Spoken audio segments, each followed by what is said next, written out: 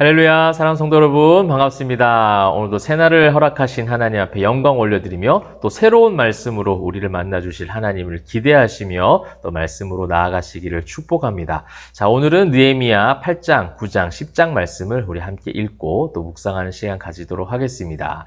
자, 어제까지 우리 7장까지 말씀을 읽었고요. 이미 6장에서 성벽 재건은 완성이 되었습니다. 그 공사는 52일 만에 하나님의 놀라우신 역사하심을 통하여 다 완성이 되었습니다. 근데 느헤미야 성경은요, 사실은 지금부터가 중요합니다.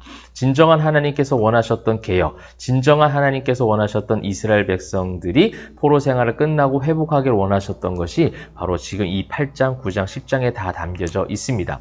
그렇듯이 하나님은 오늘날 우리 교회들과 우리 성도들, 성전된 성도들이 어떠한 개혁과 회복을 원하시는지 바로 이번 이 8장, 9장, 10장을 통해서 더 면밀하게 살펴볼 수 있을 것 같습니다. 균형 잡힌 회복, 균형 잡힌 개혁, 또 개혁의 걸음은 어떻게 하나님께서 역사하시고 이루어 가시는지를 천천히 이 말씀을 읽어보시면서 우리 교회와 또 여러분들의 삶 가운데 적용해 보시면 좋겠습니다. 먼저 이제 8장에는요, 이스라엘 자손들이 자신의 모든 성벽 재건이 다 완성이 됐으니 자신의 성읍에 거주를 하다가 수문학 광장에 전부 다 모두가 모이게 됩니다. 근데 그 모이는 자들을 보니까 온 세대가 다 모이게 되어지는 것이죠. 모든 어린아이들부터 해서 모두가 또 율법책을 알아들을 수 있는 모든 사람들이 다 모였을 때 그 율법책을 읽게 되어지고, 또 읽는 것으로 끝나지 않고 에스라가 그것을 깨달을 수 있도록 해석하고 말씀을 읽게 되어집니다. 8절 보시게 되면 하나님의 율법책을 낭독하고 그 뜻을 해석하여 백성에게 그 낭독하는 것을 깨닫게 하니, 백성들이 말씀을 깨달을 수 있도록 해석하는 일들을 이제 목회자들이 감당해야죠. 신학자들이 그 일들을 사명감 있게 감당해서 많은 성도들이 그 말씀을 깨달을 수 있도록 잘 준비하고 설교를 또 양육과 훈련, 성경 공부를 준비해서 그렇게 가르쳐야 되겠죠. 그리고 이제 성도들은 이것에 대해서 말씀을 받아들이고 배우고 변화되는 삶이 있어야 된다는 것입니다. 저는 이 말씀을 드리는 것은 무엇이냐면, 우리 모든 교회와 성도들의 삶의 개혁과 회복의 첫걸음 무엇이냐? 말씀의 임하심이에요. 우리가 지금 매일매일 묵상을 하는 이유가 바로 그것입니다. 그 어떤 것으로도, 어떠한 교회적 시스템이나 프로그램으로도 진정한 회복과 개혁은 일어날 수가 없어요. 좀 이 느헤미야 성경을 가지고 한번 얘기해 본다면, 성벽을 아무리 높게 쌓아도, 성벽을 아무리 두껍게 제조를 하고 건설을 해도 하나님이 원하시는 개혁은 다른 곳에 있었다는 거예요.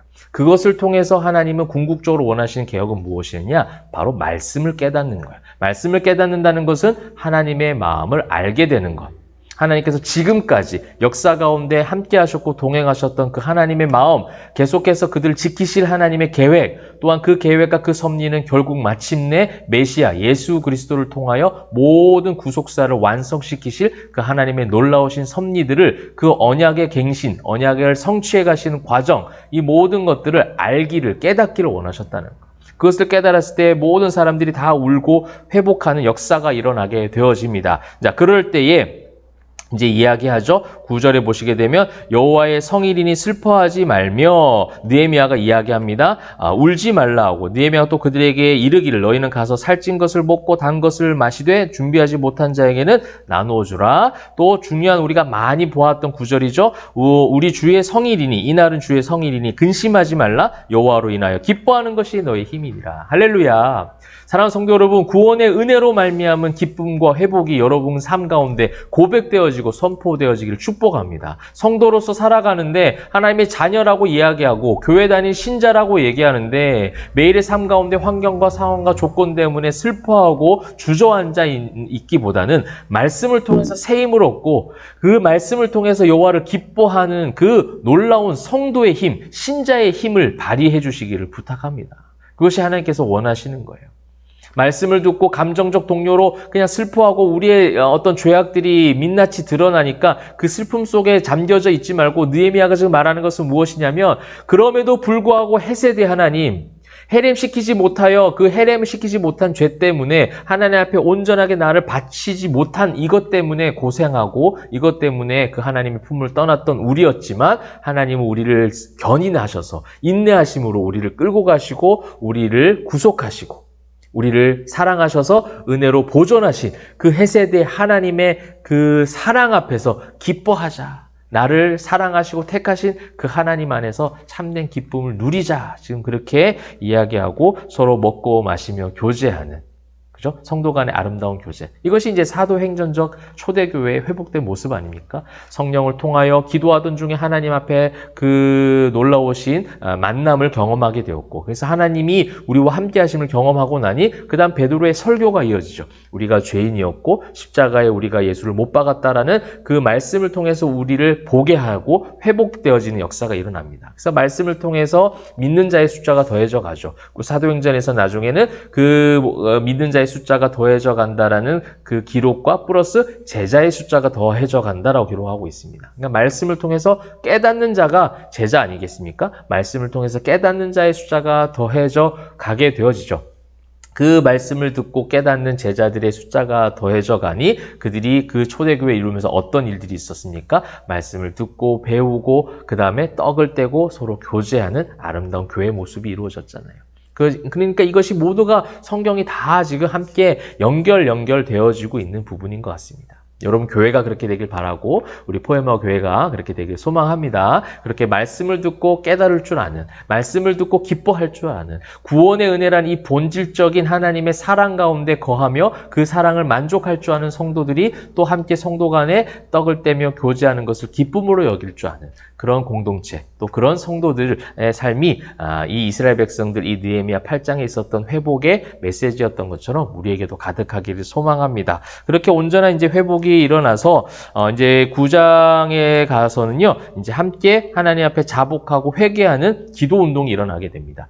여러분, 저는요, 우리가 이제 지난주에 우리 집사님들하고 성경 양육을 하면서 이 구원의 은혜 확신하기 위해서는 지정의의 그 균형이 필요하다라는 것을 함께 나누었습니다. 하나님 말씀을 통해서 하나님이 나를 얼마나 사랑하시는지, 내가 얼마나 죽을 수밖에 없었던 추악한 죄인 중에 계수였는지를 지적으로 깨달았다면 이제 감정적으로 그 하나님의 사랑 가운데 동요되어져서 나를 자복하고 회개하는 하나님 앞에 올려드리는 이 감정적 하나님의 표현이 필요한 거예요. 이 9장은요, 이 8장이 지적인 부분이었다면 이 9장은 감정적인 부분이에요.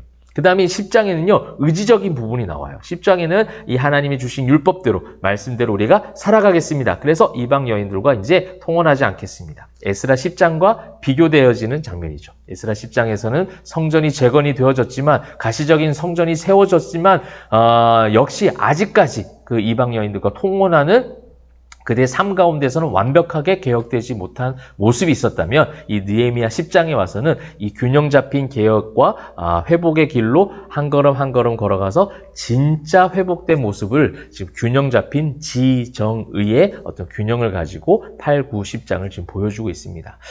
사랑하는 성도 여러분, 여러분의 개혁과 회복이 건강한 회복이 되면 좋겠어요. 흔들리지 않는 개혁이 이루어지면 좋겠습니다. 그 걸음이 이 8장, 9장, 10장에 담겨져 있습니다. 나의 어떤 이 지적인 부분, 하나님을 아는 거예요. 하나님을 알고 그 하나님의 성품을 알고 하나님의 섭리하심을 알았을 때 참된 기쁨이 회복되어집니다. 그 다음에 하나님을 알아갔을 때에 나를 너무나도 사랑하신, 근데 그 나가 어떤 존재입니까? 죄인이잖아요. 그렇기 때문에 하나님 앞에 죄를 자복하는 감정적 하나님 앞에 나아가는 그런 모습들이 나오는 것이죠. 그래서 온전한 감정을 우리에게 하나님 앞에 드러내서 하나님 앞에 기도하고 나의 모든 것들을 온전하게 또 순전하게 진실되게 내어놨을 때에 그 이후로는 의지가 발동되는 거예요. 그래, 내가 하나님께서 이렇게 나를 사랑하셨는데 그 사랑하는 그 하나님의 원하시는 뜻대로 내가 살아가겠습니다 하는 하나님의 율법, 하나님이 주신 그 규례와 법도를 10장에 보니까 모든 것을 지키겠습니다. 그 율법책에 있는 그대로 우리가 이제 이방 여인과 통혼하지 않겠습니다. 내 삶 가운데 의지적 결단이 따라오고 있습니다. 그 의지적 결단대로 나아가는 축복이 있었던 것처럼 사랑하는 성도 여러분, 삶 가운데서도 이러한 건강한 개혁과 회복이 이러한 운동들이 시작되어지기를 소망하고요. 이것을 통해서 하나님이 기뻐하시는 성전된 성도, 또 그러한 성도들이 모인 교회 공동체가 되기를 주님의 이름으로 축복합니다. 기도하겠습니다. 사랑과 은혜가 풍성하신 하나님, 하나님 앞에 온전하게 개혁되길 소망합니다. 이 느헤미야 성경에서 주시는 진정한 회복과 개혁이 무엇인지를 우리가 그냥 독서로 끝나지 않게 하시고 우리의 삶의 전반적인 부분들을 다시 한번 기경할 수 있는 축복을 허락하여 주시옵소서. 감사드리며 살아계신 예수 그리스도의 이름으로 기도합니다. 아멘.